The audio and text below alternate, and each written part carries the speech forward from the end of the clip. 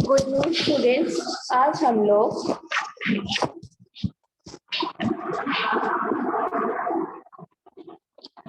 Biology में topic करेंगे nutrition is unicellular organism. तो ये है आज का हमारा topic. In unicellular organisms like amoeba and paramecium, nutrition is heterotrophic। तो जो यूनिसेलुलर ऑर्गेनिजम्स है जैसे कि अमीबा और पैरामीशियम, ये क्या है? ये हेटेरोट्रॉपिक है, मतलब कि होलोजोइक है। Amoeba is an omnivorous animal. Amoeba क्या है? अमीबा ओमनिवोरस एनिमल है। It feed on bacteria, unicellular algae and diatom. और ये किसको फीड करता है? बैक्टीरिया को, यूनिसेलुलर एल्गीज को और डाइटोम्स को। Nutrition involves following steps. इसमें जो न्यूट्रिशन है उसके फॉलोइंग स्टेप्स क्या है? इसके स्टेप्स हैं, फर्स्ट है इंजेशन, सेकंड है डाइजेशन, थर्ड है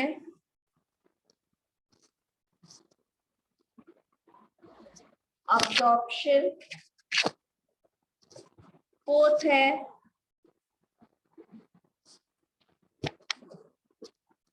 एसिमिलेशन, फिफ्थ है इजेशन। ठीक, तो सबसे पहला आता है हमारा इंजेशन। इंजेशन क्या होते हैं? Amoeba does not have an oral aperture. Amoeba में कोई भी उसका ओरल एपेचर नहीं है। Food is captured by finger like extensions from the cell surface. तो इसमें फूड ये कैसे कैप्चर करता है? इसमें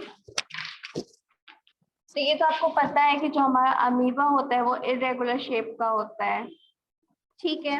तो इसमें क्या होता है? इसमें कुछ इस तरीके से फिंगर लाइक इंजेक्शंस मूव करते हैं जब भी इसका फूड इसके पास आता है तो, और वो इन्हीं से क्या करता है? इन्हीं फिंगर लाइक इंजेक्शन से वो अपना फूड कैप्चर कर लेता है।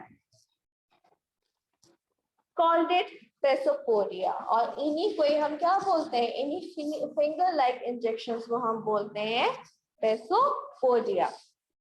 In paramecium, however, the body has a definite shape. और पैरामीशियम में क्या है? पैरामीशियम की जो बॉडी है उसका अपना डेफिनेट शेप है।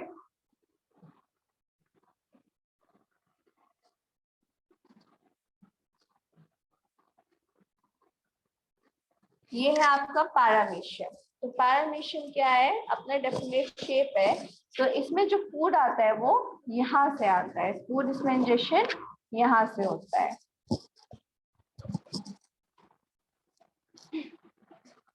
और इसी को हम क्या बोलते हैं? जो इसकी स्पेसिफिक साइड है इसको हम बोलते हैं साइटोस्टोम, ओके, जिसको हम माउथ के नाम से जानते हैं। The process of ingestion of solid food particles amoeba is called a phagocytosis। जो प्रोसेस होता है अमीबा में फूड को इंजेक्शन करने का, इसको हम बोलते हैं phagocytosis. The food get enclosed in vessels। और इसमें क्या होता है? जो फूड होता है वो इसके वेसल्स में इंक्लोज हो जाता है और इसको हम बोलते हैं फूड वैक्यूल।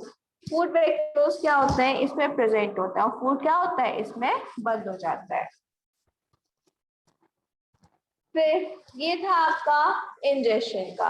अब नेक्स्ट आते हैं हमारा डाइजेशन। डाइजेशन क्या होता है? इन unicellular organism digestion is intercellular. जो यूनिसेलुलर ऑर्गेनिजम्स होते हैं इनमें जो डाइजेशन होता है वो इंट्रासेलुलर होता है। Means within the cell inside food vacuole. इन सेल्स के अंदर ही जो फूड वैक्यूल्स हैं, इन्हीं में ही क्या होता है, फूड का डाइजेशन हो जाता है। Tiny lysosomes with digestive enzyme pass with the food vacuoles. इसमें क्या होता है, जो टाइनी लाइसोम्स होते हैं वो क्या करते हैं, डाइजेस्टिव एंजाइम्स के साथ में फ्यूज करते हैं और फूड वैक्यूल क्या करता है, इन एंजाइम्स को रिलीज करता है और कंप्लीट करता है किसको, जो प्रोसेस ऑफ डाइजेशन है इसको कंप्लीट कर देता है। तो ये थे आपका डाइजेशन। अभी हमने इंजेक्शन पढ़ा और डाइजेशन पढ़ा। अब हम पढ़ेंगे absorption. The digested food diffuses into cell cytoplasm. इसमें जो डाइजेस्टिव फूड होता है वो किसमें डिफ्यूज हो जाता है, सेल साइटोप्लाज्म में डिफ्यूज हो जाता है। फिर आता है आपका assimilation. The absorbed nutrients are used for growth, repair, energy and storage. और जो भी न्यूट्रिएंट्स ये अब्सॉर्ब करता है वो किस लिए यूज करता है, ग्रोथ के लिए, रिपेयर के लिए, एनर्जी के लिए और उसके स्टोरेज के लिए। फिर नेक्स्ट आता है आपका इजेशंस। In amoeba, the undigested residue is expelled out by exocytosis at any point on the body surface. और अमीबा क्या करता है, अपने बॉडी के किसी भी पॉइंट से क्या कर सकता है, फूड को बाहर थ्रो कर सकता है। इसी को ही हम क्या बोलते हैं, इसी को ही हम इजेशन बोलते हैं। तो ये था न्यूट्रिशन किसका, यूनिसेलुलर ऑर्गेनिज्म का, जिसका क्या प्रोसेस था, इंजेशन, डाइजेशन, अब्जॉर्प्शन, एसिमिलेशन और इजेशन। अब नेक्स्ट आता है हमारा न्यूट्रिशन इन ह्यूमन बीइंग्स। अब ह्यूमन बीइंग्स में जो न्यूट्रिशन है वो कैसे होता है।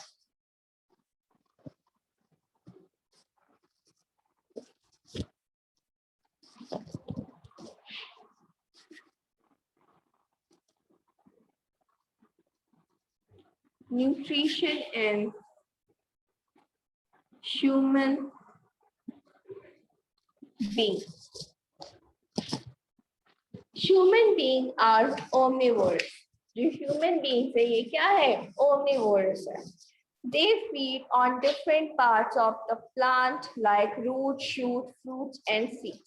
हम क्या करते हैं, plants के different parts को eat करते हैं, जैसे कि root, shoot, leaf, seeds. They also consume animal products और उसके साथ में हम क्या करते हैं, animal products को भी consume करते हैं, जैसे कि milk, meat, eggs. The food we eat is broken down into simpler molecules in the digestive system. जो फूड हम कंज्यूम करते हैं वो किसमें होता है, वो कॉम्प्लेक्स सब्सटेंस में होता है। तो जब वो जब उसको हम कंज्यूम कर लेते हैं तो फूड किसमें ब्रेक डाउन होता है, कॉम्प्लेक्स सब्सटेंस से सिंपल मॉलिक्यूल्स में, कॉम्प्लेक्स मॉलिक्यूल से सिंपल मॉलिक्यूल में ब्रेक डाउन होता है। और इसी को ही हम क्या बोलते हैं, इसी को ही हम डाइजेशन बोलते हैं। It comprises the following two sets of organs. और इसमें क्या होता है, इसमें ऑर्गन्स के टू सेट्स होते हैं। एक होता है आपका एलिमेंट्री कैनल, जो डाइजेशन है ये आपका टू टाइप्स में होता है। एक होता है आपका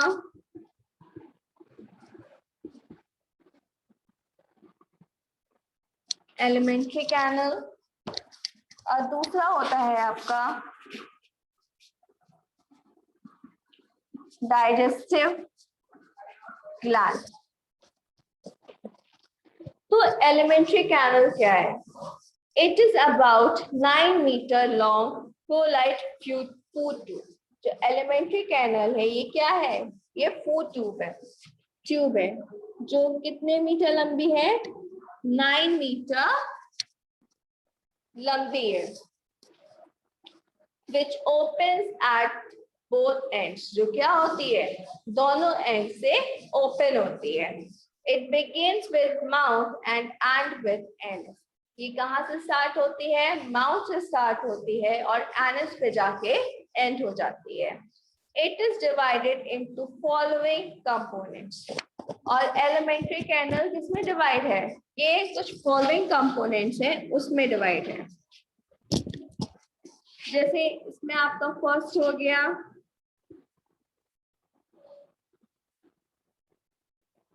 buccal cavity, second हो गया आपका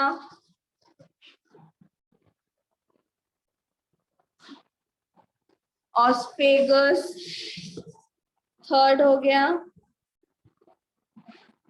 स्टमक, फोर्थ हो गया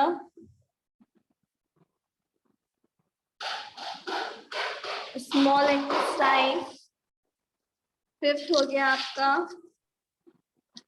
लार्ज इंटेस्टाइन, सिक्स्थ हो गया आपका रेक्टम और लास्ट 7 हो गया आपका एनस. ये क्या है आप? हाँ श्रेष्ठ बोलो. मैम ये पेज नंबर कौन सा है? Page number 18. Nutrition in human being. Yes ma'am. Ma'am इसकी आवाज कहाँ से आ रही है? बेटा पढ़ाई पर ध्यान दो बस, ठीक है. जो एलिमेंट्री कैनाल है ये कहाँ से स्टार्ट होता है? ये 9 मीटर लॉन्ग होता है और कहाँ से स्टार्ट होता है? हमारे माउथ से स्टार्ट होता है और एनस पे जाके एंड होता है. और ये क्या होते हैं? ये इसमें दोनों एंड से ओपन होता है.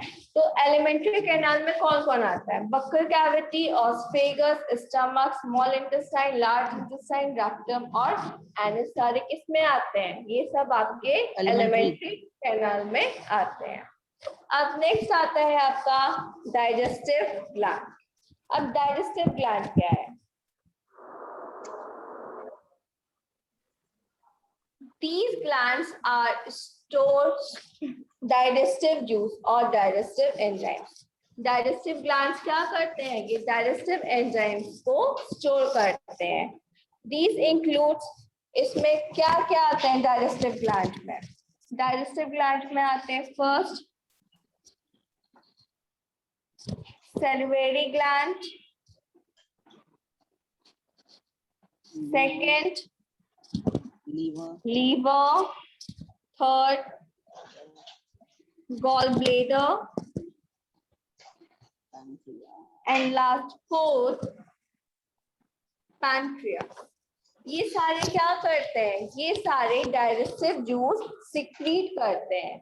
जो क्या करते हैं? जब हमारा फूड डाइजेस्ट हो रहा होता है उसमें हमारे फूड को कॉम्प्लेक्स सब्सटेंस से सिंपलर फॉर्म में कन्वर्ट करने में हेल्प करते हैं, जिससे क्या हो सके? हमारा जो फूड है वो इजीली ब्रेक डाउन हो सके, मींस इजीली डाइजेस्ट हो सके. ओके तो ये थे आपके न्यूट्रिशन इन ह्यूमन बीइंग्स के 2 पार्ट्स. एक था आपका एलिमेंट्री कैनाल और एक था आपका डाइजेस्टिव ग्लैंड. तो सबसे पहले हम क्या करेंगे? एलिमेंट्री कैनाल के पढ़ेंगे. एलिमेंट्री कैनाल में हमारा क्या आता है? एलिमेंट्री कैनाल में हमारा आता है माउथ, मतलब कि बक्कल कैविटी. बक्कल कैविटी को हम माउथ के भी नाम से जानते हैं. मीन्स जो हमारे माउथ का जो पोर्शन होता है इसी को हम बक्कल कैविटी बोलते हैं. Buccal cavity is the space where food is chewed, softened, and mixed with saliva.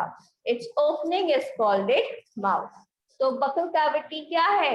Buccal cavity है जहाँ पे हम हमारे फूड को च्यू करते हैं, वो सॉफ्ट होता है और सलाइवा के साथ में मिक्स हो जाता है. और जो हमारी ओपनिंग होती है buccal cavity की, इसको हम माउथ बोलते हैं. अब माउथ क्या है? It opens into the buccal cavity, which is broader by upper and lower jaw. जो हमारा माउथ होता है इसकी जो ओपनिंग है ये क्या है? 2 पार्ट्स में डिवाइडेड है. किसमें? Lower jaw and upper jaw. The jaw are covered by cheeks. और ये जो जॉ है ये किससे कवर्ड है, हमारे चिक से कवर्ड है। And by lips in the front, side में हमारे चिक से कवर्ड है और फ्रंट में हमारे लिप्स से कवर्ड है। Lips are soft, movable and sensitive structure. Lips क्या है हमारे, सॉफ्ट है, मूवेबल है और सेंसिटिव स्ट्रक्चर है। They help in sipping and sucking liquid and in taking the food। और किसमें हेल्प करते हैं ये, जो भी हम सिप करते हैं, लिक्विड्स को हम सिप करते हैं, सक करते हैं और हमारे फूड को टेक करने में हमारी हेल्प करते हैं। तो ये था हमारा माउथ। बक्कल कैविटी में हमारा क्या क्या आया, माउथ आया। अब सेकंड आया हमारा teeth. Teeth are the hardest non-bony structure।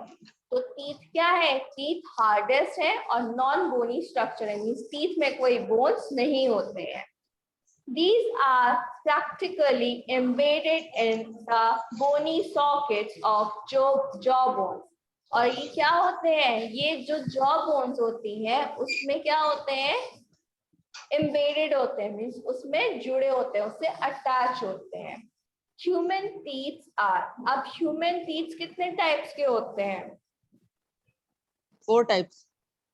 हाँ, ह्यूमन टीथ हमारे इंसियर, कैनिनियन, प्रीमोलर, मोलर।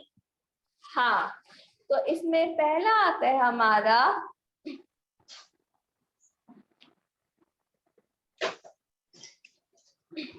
थिकोडोंट। ये क्या है, ये teeth fastened in the socket of jaw bone. इसमें जो टीथ होते हैं ये किससे जुड़े होते हैं, हमारे सॉकेट बोन से जुड़े होते हैं।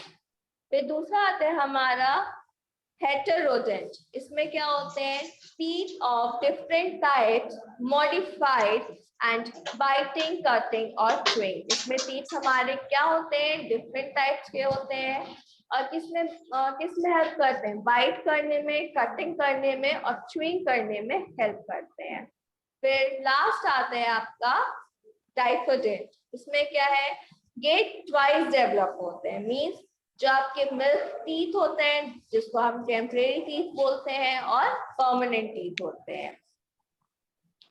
फिर नेक्स्ट आता है, तो ये तो आपको पता है कि जो ह्यूमन टीथ होते हैं वो 4 टाइप्स के होते हैं, इंसीजर, कैनियन, प्रीमोलर और molar. Molar. Adult humans has 32 teeth। तो जो अडल्ट ह्यूमंस हैं उनमें टोटल नंबर ऑफ टीथ कितने होते हैं, 32 होते हैं। 16 इन ईच जॉ, और 16 क्या होते हैं, 16 अपर जॉ में होते हैं और 16 लोअर जॉ में होते हैं। The teeth are of 4 types। तो अभी हमने teeth के 4 types पढ़े। Their shape, number and functions are given। तो अब हमें क्या दिया गया है, उनके शेप, फंक्शंस और नंबर्स दिए गए हैं। तो सबसे पहला आता है आपका इंसीजर। इंसीजर के शेप का होते हैं, ये शीशल शेप का होता है और ये 4, इसका जो नंबर होता है ये 4 होता है और इसका फंक्शन क्या होता है, इसका फंक्शन बाइटिंग का होता है। फिर सेकंड आता है आपका कैनियन। कैनियन का शेप कैसा होता है, ये डैगर शेप का होता है, डैगर शेप का होता है और ये 2 होते हैं। और ये किस लिए आते हैं, टीयरिंग के लिए आते हैं, not functional in man. Mans में ये ज्यादा फंक्शन नहीं करते हैं। फिर नेक्स्ट आते हैं आपके, हाँ मैम ये लॉयंस में होते हैं ना मैम, हाँ कैनिनियन। हाँ, जो बड़े बड़े आपने देखे होंगे ना, निकले होते हैं एकदम नुकीले से। Yes ma'am. जिससे वो क्या कर सकते हैं, फ्लैश को टीयर कर सकते हैं। Yes ma'am. फिर नेक्स्ट आता है हमारा premolar. Broad teeth with large cusps. ये कैसे होते हैं, ब्रॉड होते हैं और उसके जो स्कप्स होते हैं वो लार्ज होते हैं। और ये कितने होते हैं, ये 4 होते हैं। और ये किस लिए वर्क, इसका फंक्शन क्या है, ये च्यूइंग और ग्राइंडिंग का फंक्शन है इनका। फिर नेक्स्ट आता है आपका मोलर। मोलर क्या है, मोलर बिल्कुल प्री मोलर की सेम है। तरह, broad teeth with large cusps, ये 6 होते हैं और जो फंक्शन प्री मोलर का है वही फंक्शन मोलर्स का है। ओके, तो Yes, ma'am. हमने बफल कैविटी में किस किस के बारे में पढ़ा? माउथ के बारे में, टीथ के बारे में। अब हम पढ़ेंगे पैलेट के बारे में। The roof of buccal cavity is formed of hard and soft palate. जो बक्कल कैविटी का रूफ होता है, मीन्स आपके माउथ का जो ऊपर का हिस्सा है उसको हम पैलेट बोलते हैं। और ये कैसा होता है? हार्ड होता है और सॉफ्ट होता है। It separated buccal cavity from the nasal chamber. और ये क्या करता है? हमारी बक्कल कैविटी को नेजल चैम्बर से सेपरेट करता है। मैम क्या करता है? समझ है ना? सेपरेट करता है, अलग करता है। नेजल कैविटी और बक्कल कैविटी को अलग करता है। मैम नेजल कैविटी क्या है? नोज के अंदर का जितना भी पार्ट होता है वो आपका नेजल कैविटी कहलाता है। माउथ के अंदर का जो पार्ट होता है वो आपका बक्कल कैविटी कहलाता है। नेजल कैविटी और बक्कल कैविटी को जो सेपरेट करता है, अलग करता है, वो आपका पैलेट होता है। आया समझ Yes, में? ma'am. आपके जो टंग है उसको ऊपर टच करके देखो, टंग को ऊपर टच करो, कुछ फील हो रहा है? Yes, मैम एक हार्ड टाइप का। हाँ, वो ही पैलेट है, ठीक है। Yes, ma'am. और यही पैलेट क्या करता है? हमारी नेजल कैविटी और बक्कल कैविटी को सेपरेट करता है, ठीक है। फिर आता है हमारा नेक्स्ट टंग। अब टंग क्या करता है? Tongue is a flat muscular protusal structure attached to the floor of buccal cavity. टंग क्या है? ये एक मस्कुलर स्ट्रक्चर है जो किससे अटैच होती है? बक्कल कैविटी से अटैच है। Its different parts bear taste buds. इसके जो अलग अलग पार्ट्स हैं वो क्या करते हैं? उसके अलग अलग टेस्ट बर्ड्स हैं जिनको हम टेस्ट बर्ड्स बोलते हैं।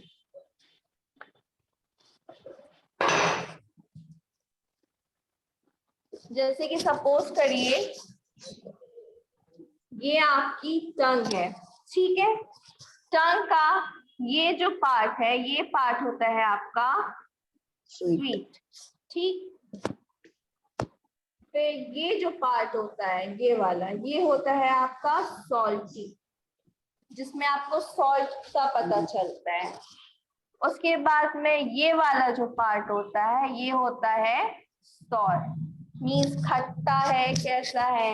और ये जो लास्ट वाला पार्ट होता है, ये होता है बिटर। इससे आपको कड़वा पता चलता है कि आपका जो खाना है वो कितना कड़वा होता है, ठीक है।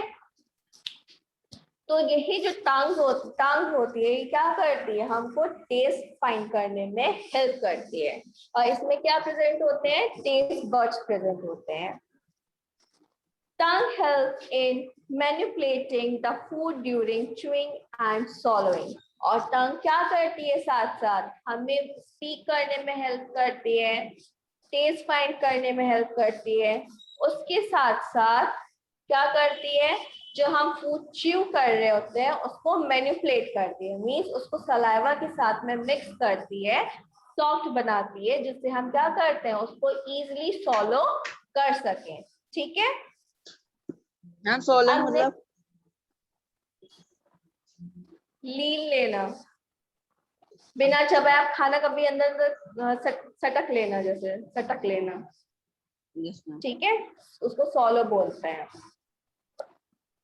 तो अभी हमने किसके बारे में पढ़ा? माउथ, टीथ, पैलेट, टंग। और हम किसके बारे में पढ़ेंगे? हाँ कृष्णा, अब हम पढ़ेंगे ग्लैंड्स के बारे में। अब ग्लैंड्स क्या है? Mucus gland in the cheek lining secrete mucus. जो म्यूकस ग्लैंड है ये कहाँ प्रेजेंट है? हमारी चिक में प्रेजेंट है। चिक में क्या होगा? आपने कभी अपने टंग से चिक्स को छुआ होगा तो आपको अंदर काफी लाइनिंग से फील हो रही होगी। तो यही क्या करता है? म्यूकस को सिक्रीट करता है। It lubricates food, making it easier to chew and swallow. और ये क्या करता है? हमारे फूड को lubricate करता है, मतलब कि हमको easy chew करने में, उसको easily swallow करने में help करता है। 3 pairs of salivary glands pour there secretion. और इसमें क्या होता है, जो सिलेवरी ग्लैंड के 3 पेयर्स है वो रिलीज करता है। जैसे सलाइवा हो गया, बकल कैविटी में क्या रिलीज होता है, सलाइवा होता है। और बाकी के भी हैं जो हम आगे पढ़ेंगे। तो अभी हमने पढ़ा था बकल कैविटी के बारे में। बकल कैविटी में हमने किस किस के बारे में पढ़ा, माउथ, टीथ, पैलेट, टंग और ग्लैंड। ये सारे हमारे किसके पार्ट है, बकल कैविटी के पार्ट है। ठीक है, तो बकल कैविटी आपका क्या है, जो माउथ वाला पोर्शन है, जो माउथ वाला पोर्शन है ये आपका बकल कैविटी कहलाता है। ओके, अब नेक्स्ट आता है हमारा फाइनेक्स। अब नेक्स्ट आता है हमारा फाइनेक्स। फाइनेक्स क्या है, फाइनेक्स is a funnel shaped passage behind soft palate where food channel and air channel across each other. Means आप लोग पेज नंबर 18 पे खोलिए, आपको एक डायग्राम दिखाई दे रहा होगा, दिखाई दिया सबको? Yes ma'am. Alimentary canal figure 1.9। Yes ma'am. उसमें टॉप वाला पोर्शन देखिए माउथ का, बकल कैविटी के उसमें नीचे ना मैम? नहीं, बकल कैविटी के नीचे आपको फाइनेक्स दिखाई दे रहा है। Yes ma'am. फाइनेक्स का एरो नोटिस करिए, वहां पे आपको नेजल कैविटी और बकल कैविटी की ओपनिंग दिखाई दे रही होगी। Yes ma'am. इसी को ही हम फाइनेक्स बोलते हैं। Yes ma'am.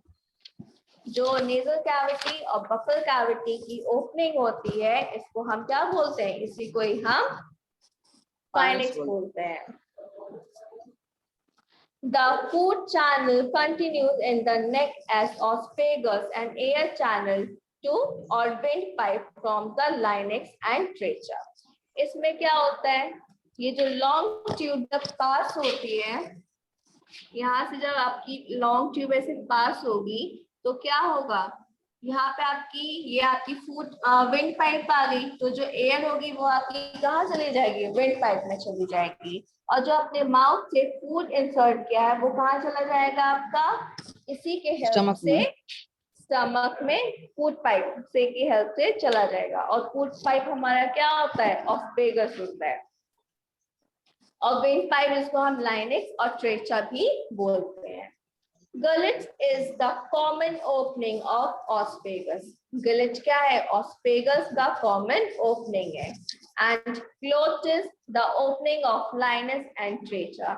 Gullet esophagus का opening है और glottis larynx और trachea का opening है। फिर आता है ulva. The opening of trachea in pharynx is guarded by a muscular flap called it epiglottis और ulva। जो ट्रेचा का फाइनेक्स में जो ट्रेचा का ओपनिंग होता है, ये क्या होता है, इसको एक गार्ड करता है। कौन गार्ड करता है, एक मस्कुलर फ्लैप इसको गार्ड करता है, जिसको हम एपिग्लॉटिस बोलते हैं। और एपिग्लॉटिस हमारा अल्वा के नाम से जाना जाता है। It closes the glottis when swallowing to avoid entry of food into the windpipe. ये क्या करता है, ये जब भी अगर आप फूड कंज्यूम कर रहे होंगे, सॉलो कर रहे होंगे, तो ये क्या होता है, विंड पाइप पे ये बंद हो जाता है, जिससे क्या होता है, जो फूड होता है वो हमारा विंड पाइप में नहीं जाता। Okay, yes ma'am. अगर आपने कभी देखा होगा, अगर आपका फूड कभी विंड पाइप में फंस जाता है, गलती से चला जाता है, तो आप लोगों को बहुत ही ज्यादा अनकंफर्टेबल फील होना स्टार्ट हो जाता है ना? हाँ, इसीलिए होता है। इसलिए क्या करता है, ये फूड पाइप और विंड पाइप को सेपरेट करता है और हेल्प करता है, ताकि क्या हो, जो फूड है वो विंड पाइप में एंटर ना कर पाए। Similarly, when the air is inhaled, जब हम एयर को इनहेल करते हैं, the gullet is closed by the same muscular flap. जो गलत होता है वो क्या करता है, सेम मस्कुलर फ्लैप से क्लोज कर देता है। तो ये था आपका बकल कैविटी और फाइनेक्स। अब हम पढ़ेंगे ऑस्फेगस। ऑस्फेगस क्या है? Oesophagus is a straight muscular tube. Oesophagus क्या है? ये एक स्ट्रेट मस्कुलर ट्यूब है अबाउट 25 सेंटीमीटर लॉन्ग। और ये कितनी सेंटीमीटर लॉन्ग है? 25 सेंटीमीटर लॉन्ग है।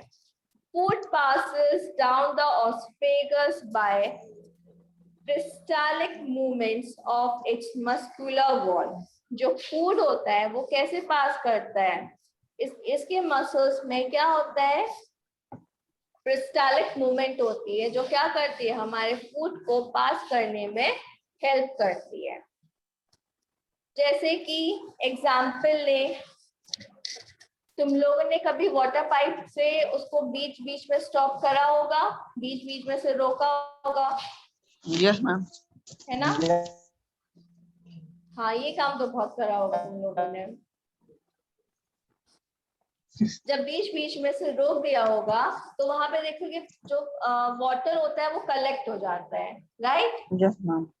और जब उसको तुम धीरे धीरे रिलीज करते हो तो वाटर क्या होता है? वाटर रिलीज करना स्टार्ट कर देता है ना? Yes ma'am. सेम इसी तरह ही ऑस्फेगस भी काम करता है फूड को स्टमक तक सॉलो करने में। और इसी मूवमेंट को हम क्या बोलते हैं? पेरिस्टालिक मूवमेंट बोलते हैं, जो ऑस्फेगस की वॉल्स परफॉर्म करती हैं। ठीक है? Only mucus gland are present in the wall of osophagus. तो ऑस्फेगस के वॉल में कौन सा ग्लैंड प्रेजेंट होता है? सिर्फ म्यूकस ग्लैंड ही प्रेजेंट होता है। They produce mucus to moisten and lubricate the lining of osophagus tube. और ये जो म्यूकस होता है ये क्या करता है? ऑस्फेगस ट्यूब की जो लाइनिंग है उसको मॉइस्चर करता है, मींस मॉइस्चर करता है और लुब्रिकेट करता है, हेल्प करता है ताकि वो क्या कर सके? फूड को इजीली सॉलो कर सके। Digestive glands are absent in oesophagus. और जो भी डाइजेस्टिव ग्लैंड्स हैं वो क्या होते हैं? ऑस्फेगस में एब्सेंट होते हैं। ठीक है? तो आज हम लोगों ने किस किस के बारे में पढ़ा? आज हम लोग ने पढ़ा एलिमेंट्री कैनल के बारे में। और एलिमेंट्री कैनल में किसके बारे में पढ़ा था? बक्कल कैविटी, स्पाइनेक्स और ऑस्फेगस। अब नेक्स्ट क्लास में हम लोग stomach, small intestine, large intestine, rectum और एनस को कंटिन्यू करेंगे। Okay? Yes ma'am. Thank you ma'am. Welcome बेटा। तो इतना सबको अच्छे से समझ में आ गया? Yes ma'am. चलिए, अब नेक्स्ट क्लास आपकी 12:45 से होगी, तो कृष्णा, हर्ष, आप लोग भी ज्वाइन कर लीजिएगा श्रेष्ठ के साथ में। Okay? Yes ma'am. Yes ma'am. चलिए, थैंक यू बच्चों। Thank you ma'am.